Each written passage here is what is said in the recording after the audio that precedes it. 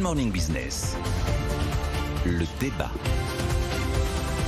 Et oui, la rencontre des entrepreneurs de France qui ouvre ses portes cet après-midi, Nicolas Dose. On y sera d'ailleurs demain matin, on le rappelle. Dès cet après-midi sur BFM Business. Et nous, on sera évidemment à l'aube, oui, à 6h. À 6h. À la rêve. Avec vous tous. Et avec tous nos invités qui seront sur place. Et alors, les patrons, ils attendent quoi de cette rentrée, Nicolas Dose? Il y a deux vraiment gros défis immédiats qui se posent pour les entreprises en cette rentrée, qui n'étaient pas les mêmes d'ailleurs en 2020. Le premier, c'est la pénurie et l'inflation des matières premières. C'est quand même un phénomène qui commence à être durable en plus. Et puis avec la mention spéciale pour l'automobile et la pénurie de semi-conducteurs. Et puis le deuxième problème, enfin l'unique qui n'est pas nouveau mais qui se confirme, ce sont les tensions de recrutement. D'ailleurs ça devient un peu structurel. On connaît les raisons des tensions de recrutement en France. On a un problème d'inadéquation entre les formations et les besoins des entreprises.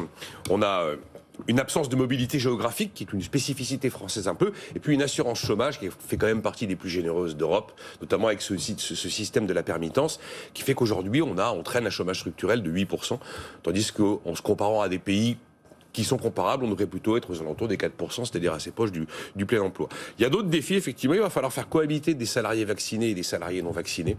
On ne connaît pas encore le mode d'emploi et comment vraiment ça va se passer. Il y a quand même le télétravail à écrire.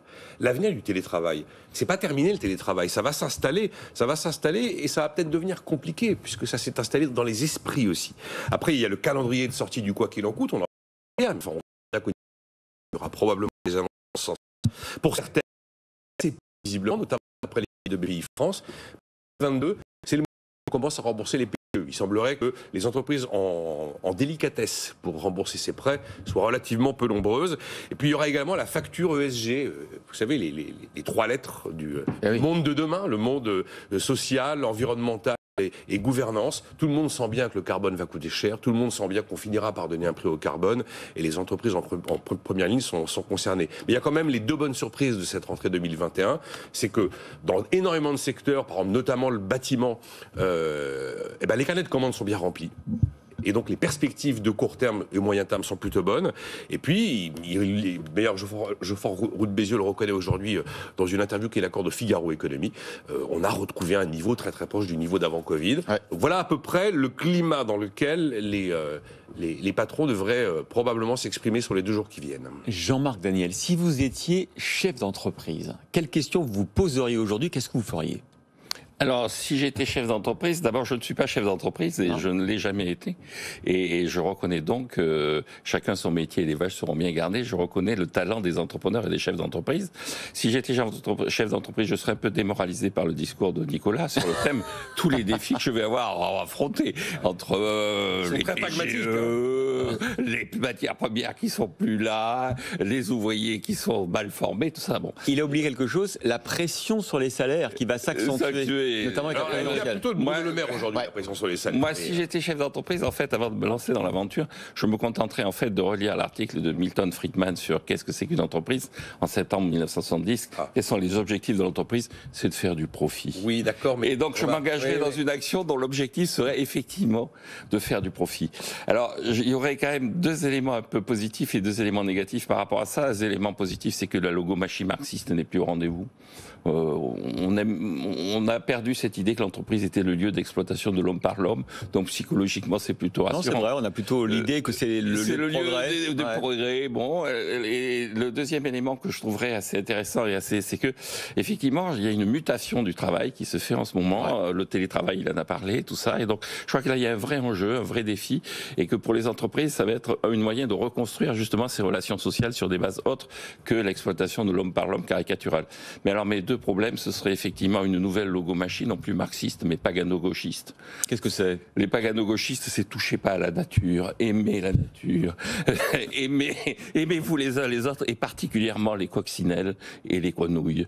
Et donc, cette logomachie pagano-gauchiste va effectivement perturber pas mal la vie des entreprises.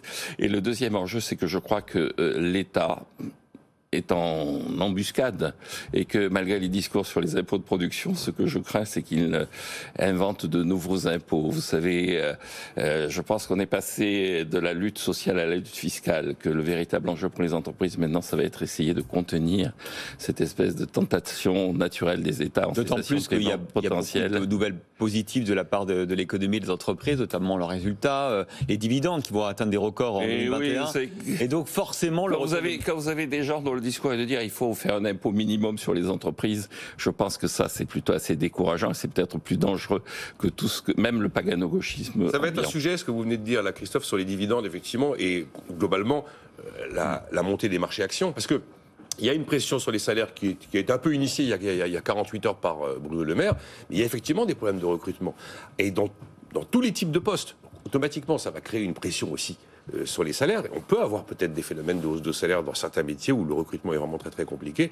Et puis là, on va être sur un discours plus économico-politique, mais on va rentrer dans une période un peu particulière où chacun va essayer de convaincre l'opinion publique. Et une opinion publique va avoir tendance à trouver bizarre qu'effectivement les actions s'envolent sans limite, tandis qu'on va expliquer aux salariés qu'il est impossible de l'augmenter. Et ça, c'est un autre élément qui peut participer à la pression salariale. Si la pression salariale se confirme, je pense qu'on commencera à changer notre discours sur la perspective d'inflation. Alors on a une solution. Juste une remarque, la pression salariale, elle est légitime. Que l'on paie les salariés à hauteur de ce qu'ils rapportent à l'entreprise, c'est légitime. En revanche, qu'il y ait des gens qui nous expliquent qu'il faut payer au moins 15% d'impôts sur les sociétés, ça me paraît abusif.